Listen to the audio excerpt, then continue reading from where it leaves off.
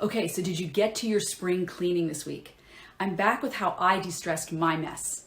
So now call me old school, but I used to love collecting cooking magazines. But my piles became a mess and then I couldn't access the recipes that I actually wanted.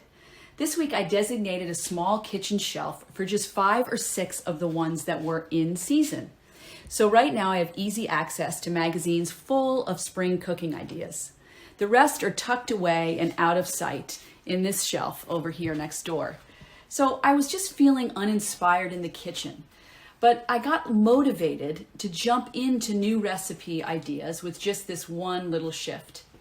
In chapter 7 of my Little Wonders Playbook, I talk about how to make sure your space brings out the best in you.